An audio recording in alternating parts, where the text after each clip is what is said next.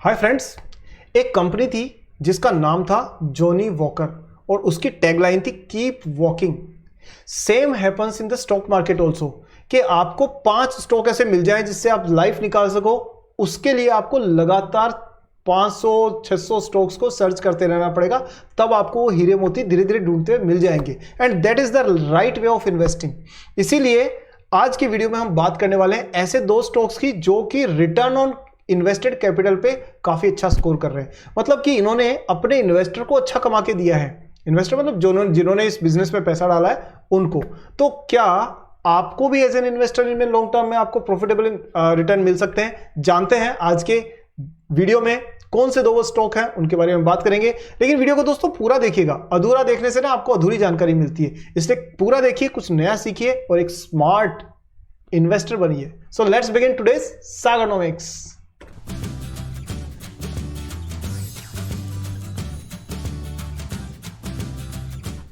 सो दोस्तों यहां पर ना पहला स्टॉक हम लोग सर्च करते हैं। उससे पहले वीडियो को अभी से लाइक कर दीजिए, क्योंकि बाद में आप भूल जाते हैं, तो अभी लाइक करिए। और कई मित्र तो लाइक करके लिखते भी है, सर हमने लाइक कर दिया, उनके लिए बहुत बहुत धन्यवाद, थैंक यू सो मच। मुझे और मेहनत करने की इससे प्रेरणा मिलती है। और चैनल पे पहली बार आए हैं तो इसे सब्सक्राइब करके बेल आइकन को ऑन कर दीजिए, ताकि मेरी अगली वीडियो कहीं मिस ना हो जाए आपसे, क्योंकि ऐसे वीडियोज में लाता रहता हूं। बिगिन करते हैं पहला स्टॉक। सो देखिए, पहला स्टॉक आपकी स्क्रीन पर है शेयर इंडिया सिक्योरिटीज। अब ये स्टॉक हमने क्यों लिया? आंसर है दोस्तों कि जिस हिसाब से आपने इकोनॉमी में चारों तरफ मूवमेंट अगर देखा हो, देखो स्मार्ट इन्वेस्टर वो होता है जो दूर की सोच रखता है और अपने आसपास होने वाले परिवर्तनों को ऑब्जर्व करता रहता है। So currently if you have seen that the data that is being reported is that हर व्यक्ति स्टॉक मार्केट में इन्वेस्ट करना चाहता है। सो वो लोग जो दूर दराज के गांव में रहते थे, रूरल एरियाज में रहते थे, जिन्होंने शेयर मार्केट का नाम भी नहीं सुना था, because of the penetration over there, आज वो भी मोबाइल फोन निकाल के कहते हैं ये मार्केट सबका है बॉस। तो इस तरह से आप देखेंगे कि सारा देश इन्वेस्ट करना चाह रहा है स्टॉक मार्केट में। और वैसे भी देख लिया ना, एफडी आरडी वगैरह में क्या रिटर्न मिलता है, सब महंगाई की दर से नीचे रहते हैं, मतलब वहीं रहना है, उसी लेवल पे रहना है। सो स्टॉक मार्केट में इन्वेस्ट करने के लिए आपको जिन कंपनीज पे निर्भर रहना पड़ता है, वहां पे ग्रोथ आपको देखने के चांसेस आने वाले टाइम में ज्यादा मिलेंगे। So that was the logic. Now coming to the point, यहां पर पहला जो इसका बात है, ये 6000 करोड़ रुपीज की मार्केट कैप वाली कंपनी है। क्या करती है कंपनी शेयर मार्केट में डील करती है and it offers financial products and personalised services including broking services, currency and commodity derivatives, deposit जो डीपी सर्विसेज होती है, म्यूचुअल फंड एडवाइजरी, और वो सारी चीजें जो फाइनेंशियल कंपनीज देती है। कॉम्पिटिटर कौन कौन से हो सकते हैं? आईआईएफएल इसका कॉम्पिटिटर हो सकता है। इसी तरह से और भी जो हेम सिक्योरिटीज वगैरह टाइप की कंपनीज इसके कॉम्पिटिटर हो सकते हैं। अब बात करते हैं, जैसे आईसीआईसीआई सिक्योरिटीज है, वो भी इसका कॉम्पिटिटर है।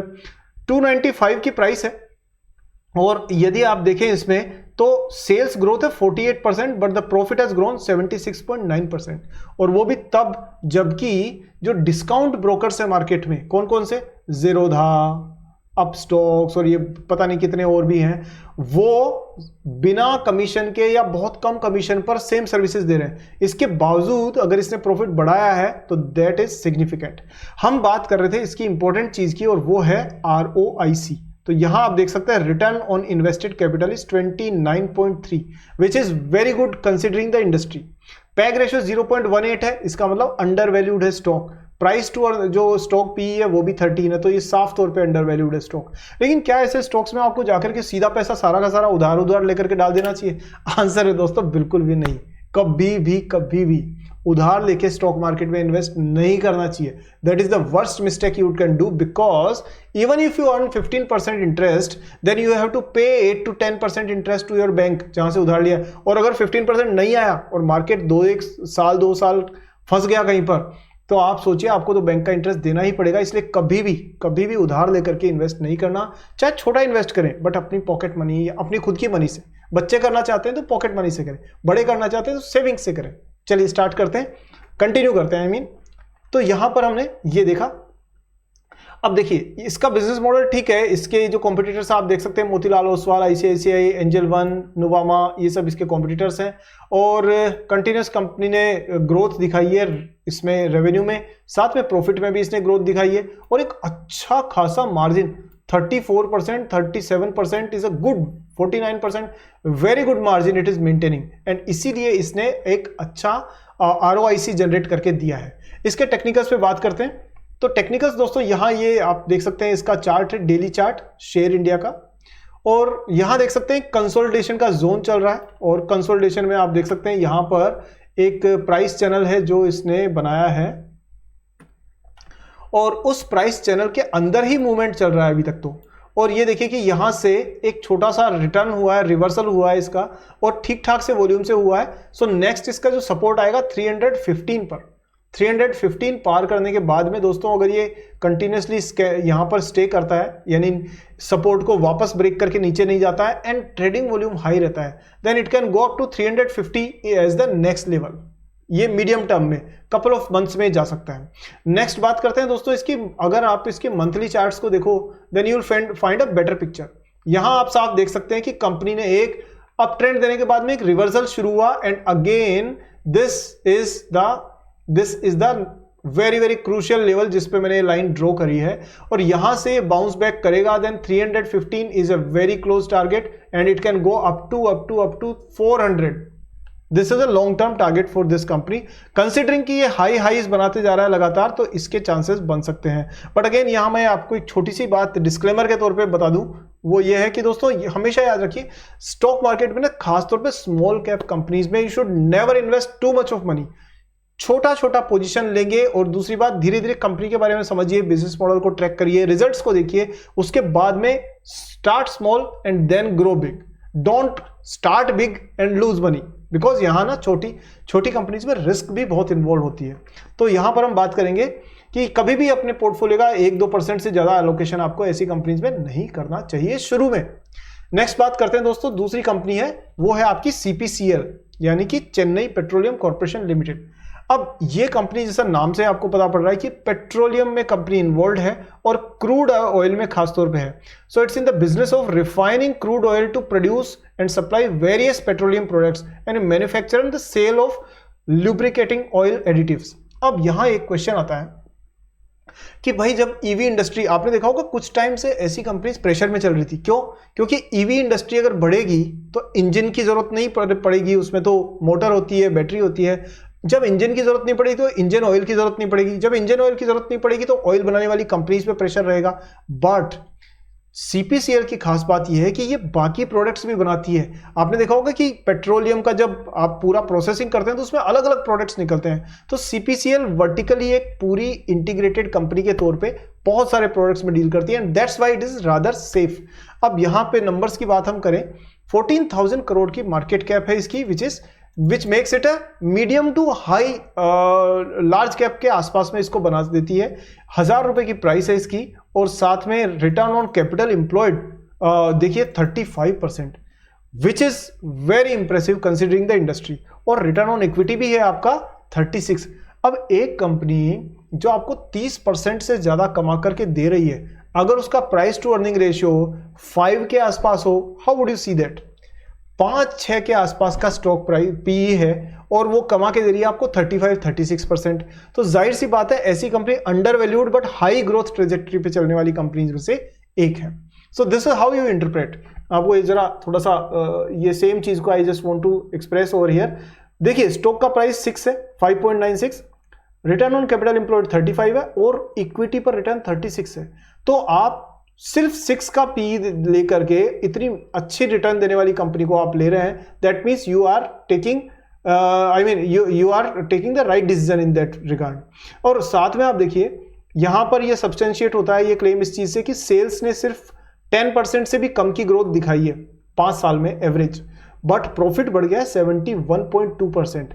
अगेन दैट सिंपली सी कि X सेल्स बढ़ी है तो 7X प्रॉफिट बढ़ा है। So that simply means company मुनाफा कमा रही है। कैसे कमा रही है कि ये सिर्फ पेट्रोल सॉरी थोड़ा सा मेरे ख्याल से कहीं कुछ मिस्टेक था, सॉरी दोस्तों, स्क्रीन ब्लैक आपने देखी होगी। Now let's continue from here, कोई टेक्निकल इश्यू था।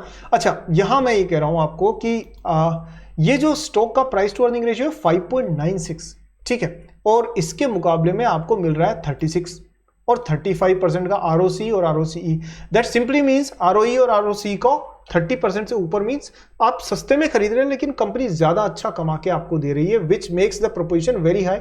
और जो मैं आपको कह रहा था कि प्रॉफिट जो है ना, देखिए सेल्स बढ़ी है लेस देन 10%, प्रॉफिट बढ़ा है 71%। दैट मीन्स सेल्स बढ़ी है सिर्फ x और प्रॉफिट बढ़ गया 7x। That simply means company अच्छा मुनाफा कमा रही है। इसका मतलब ये प्रीमियमाइजेशन कर रही है प्रोडक्ट्स का। क्या कर रही है? प्रीमियमाइजेशन। प्रीमियमाइजेशन का मतलब क्या होता है कि अगर आप किसी, मान लीजिए पेट्रोल पर सपोज करिए आप 1 रुपया कमाते हो, तो लुब्रिकेटिंग ऑयल भी साथ में बना रहे हो तो उस पर 5 रुपए कमा रहे हो। फिर आप पैराफिन वैक्स बना रहे हो तो उस पर 50 रुपए कमा रहे हो। फिर आप उस पर और एडिटिव, जो इंजन एडिटिव्स बना रहे हो, उस पर 100 रुपए कमा रहे हो। काइंड ऑफ प्रीमियम बना रहे हैं प्रोडक्ट्स को, इसलिए इसकी प्रॉफिटेबिलिटी बढ़ती हुई नजर आ रही है। इंडस्ट्री का पी आपने देखा 11 है और उससे भी आधा प्राइस टू अर्निंग रेशियो लेके चल रही है। क्या कंपनी के बिजनेस में कुछ खराबी है जिससे सस्ते में मिल रही है? देखते हैं। कंपनी ने सेल्स में ग्रोथ दिखाई है, साफ तौर पे डबल हो गया। प्रॉफिट 290 करोड़ से 1000 करोड़ ग्रोथ है। प्रॉफिट का जो मार्जिन है 4% से बढ़कर के 6%, बीच में तो 9 भी हो गया था, ठीक है। ईपीएस 3.6 से बढ़कर 23 हो गया है, बताइए 7 टाइम्स अर्निंग पर शेयर बढ़ा है। तो ओवरऑल कंपनी का बिजनेस मॉडल अच्छा खासा है। अब हम बात करते हैं इसके टेक्निकल्स की। तो टेक्निकल्स में अगर हम बात करें तो CPCL, एक सेकेंड में पूरा ही लिख लेता हूं।